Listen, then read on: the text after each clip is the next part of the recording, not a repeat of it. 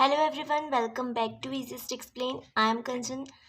तो स्टूडेंट्स, आज के इस वीडियो में मैं आपको थर्मोडायनेमिक्स चैप्टर का माइंड मैप शो कर रही हूँ, क्योंकि थर्मोडायनेमिक्स चैप्टर अपने आप में बहुत सारी टॉपिक्स कंटेन करता है। और जब हम पूरा चैप्टर पढ़ लेते हैं, पूरा चैप्टर हम अच्छे से पढ़ने के बाद भी कई बार कन्फ्यूजन हो जाता है कि एंथैल्पी क्या है, एंट्रोपी क्या है, कौन से लॉ में क्या बताया गया है। बहुत सारी चीज़ें रहती है जो हम याद नहीं रख पाते हैं, क्योंकि चैप्टर बहुत बड़ा है। तो माइंड मैप के थ्रू हम सभी चीज़ें याद रख सकते हैं अच्छे से, और माइंड मैप बहुत हेल्प करता है कि हम कॉन्सेप्ट को अच्छे से समझ भी पाएँ। तो स्टार्ट करते हैं। तो थर्मोडायनेमिक्स चैप्टर में सबसे पहले जो हम पढ़ते हैं वो बेसिक्स पढ़ते हैं कि हम स्टडी किस चीज़ के ऊपर कर रहे हैं। तो यहाँ पर हम स्टडी करते हैं सिस्टम सराउंडिंग एंड बाउंड्रीज़ पर। एक सिस्टम लेते हैं और उसी सिस्टम पे सारा काम होता है। सिस्टम के अलावा सब कुछ बाउंड्रीज़ होती है, और वो सिस्टम की जो जो जैसे कोई सिस्टम है, हम यहाँ पर बात करते हैं, मान लेते हैं कि ये कोई कंटेनर हम यूज़ करते हैं, तो यही उसकी बाउंड्री है। ये जो लाइन ड्रॉ की गई है, इसके अलावा ये सिस्टम है, बाकी बाउंड्री है, और इसके अलावा जितना है सब सराउंडिंग कहलाता है। टाइप्स ऑफ सिस्टम की बात करें तो सिस्टम होते हैं 3 टाइप के: open system, close system and isolated system. Open system में मैटर का ट्रांसफ़र होता है प्लस एनर्जी का भी ट्रांसफ़र होता है। आइसोलेटेड सिस्टम की बात करें तो यहाँ पर मैटर का ट्रांसफ़र नहीं होता है, लेकिन एनर्जी का ट्रांसफ़र होता है। आइसोलेटेड सिस्टम में ना ही मैटर का ट्रांसफ़र होता है और ना ही एनर्जी का ट्रांसफ़र होता है। उसके बाद हम पढ़ते हैं energy of system, state of system. State of system में हम पढ़ते हैं स्टेट फंक्शन और पाथ फंक्शन के बारे में। इसके ऊपर पूरा फुल वीडियो मेरे चैनल पर है, आप जाकर के वहाँ से फुल वीडियो भी देख सकते हैं। उसके बाद हम पढ़ते हैं एक्सटेंसिव एंड इंटेंसिव प्रॉपर्टीज़। तो एक्सटेंसिव प्रॉपर्टी वो होती हैं which depends upon amount of substance, and intensive property वो होती हैं not depends upon amount of substance. ये अमाउंट ऑफ सब्सटेंस पे डिपेंड नहीं करती हैं। उसके बाद हम जो पढ़ते हैं वो होती है प्रोसेस। प्रोसेस में हम पढ़ते हैं आइसोथर्मल प्रोसेस के बारे में। आइसोथर्मल प्रोसेस में जो टेम्परेचर का चेंज होता है वो ज़ीरो होता है, तो डेल्टी इक्वल टू ज़ीरो। इसी के अंदर हम पढ़ते हैं एक्सोथर्मिक रिएक्शन और एंडोथर्मिक रिएक्शन। एक्सोथर्मिक रिएक्शन वो होती हैं जो कि अगर सिस्टम एनर्जी रिलीज़ करता है तो उसे कहते हैं एक्सोथर्मिक रिएक्शन, और यहाँ पर डेल्टा एच नेगेटिव होता है। और एंडोथर्मिक रिएक्शन में क्या होता है, सिस्टम एनर्जी एब्जॉर्ब करता है और डेल्टा एच हो जाता है यहाँ पे पॉजिटिव। यहाँ पे मैं आपको क्विकली रिवाइज करवा रही हूँ कि हम क्या क्या टॉपिक कवर करते हैं थर्मोडायनेमिक्स में। इसके बाद हम पढ़ते हैं आइसोकोरिक प्रोसेस। यहाँ पे वॉल्यूम का चेंज ज़ीरो होता है। आइसोबारिक प्रोसेस में प्रेशर का चेंज ज़ीरो होता है। एडियाबैटिक प्रोसेस में हीट चेंज ज़ीरो होता है। साइक्लिक प्रोसेस में इनिशियल और फाइनल स्टेट सेम होती हैं। Delta E equal to zero होता है। यहाँ पे इंटरनल एनर्जी का चेंज ज़ीरो होता है। रिवर्सिबल एंड इरिवर्सिबल प्रोसेस के बारे में भी हम प्रोसेस के अंदर पढ़ते हैं। तो इतनी प्रोसेस हमें थर्मोडायनेमिक्स में पढ़नी होती हैं। उसके बाद हम पढ़ते हैं लॉ। तो थर्मोडायनेमिक्स में 4 लॉ दिए गए हैं: zeroth law, first law, second law and third law.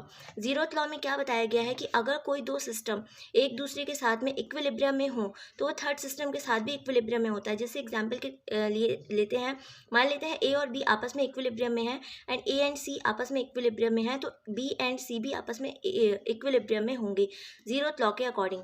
First law के अकॉर्डिंग क्या है, delta E equal to Q plus W. Chemistry में delta E equal to Q plus W होता है, फिजिक्स में थोड़ा सा डिफरेंट होता है इसमें।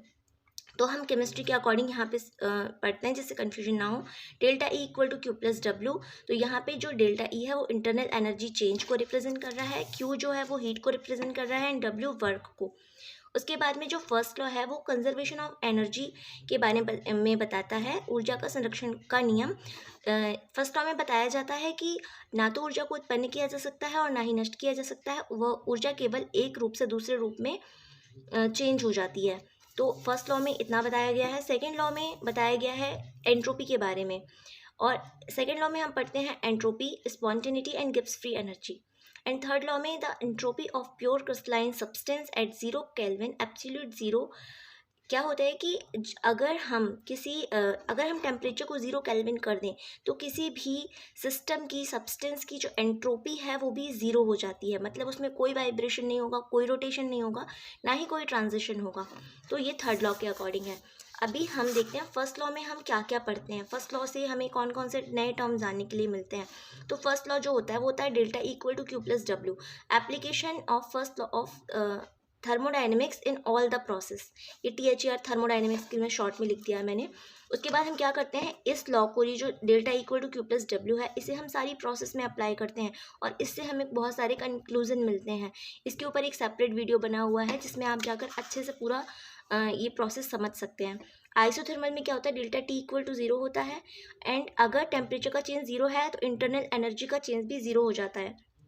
अब अगर हम इस फॉर्मूले में वैल्यू रखते हैं डेल्टा इक्वल टू ज़ीरो, तो हमें ये दो कंक्लूजन मिलते हैं, Q equal to minus W and W equal to minus Q. उसके बाद साइक्लिक प्रोसेस में भी सेम होता है, इंटरनल एनर्जी का चेंज ज़ीरो, तो सेम यही चीज़ हमें वापस मिल जाती है। आइसोकोरिक प्रोसेस में डेल्टा V, वॉल्यूम का चेंज ज़ीरो होता है। अगर वॉल्यूम का चेंज ज़ीरो है तो हमें पता है W इक्वल टू होता है minus P delta V। If delta V equal to zero then ये पूरा टर्म W ज़ीरो हो जाएगा और delta E equal to Q होगा। और Q जो है हम एट कांस्टेंट वॉल्यूम ले रहे हैं, तो यहाँ पे मैंने Q भी लिख दिया है। और एडियाबेटिक प्रोसेस के बारे में पढ़ेंगे, यहाँ पे Q इक्वल टू ज़ीरो होता है तो delta E equal to W आ जाएगा और ये पॉजिटिव और नेगेटिव दोनों हो सकता है वर्क। उसके बाद आइसोबारिक प्रोसेस पढ़ते हैं जिसमें प्रेशर का चेंज ज़ीरो होता है, तो delta QP equal to enthalpy. यहाँ पे होता है कि at constant pressure, heat at constant pressure equal to enthalpy. अगर कांस्टेंट प्रेशर पर हीट की बात करें तो हम उसे एंथैल्पी कहते हैं। Delta E equal to delta H minus P delta V।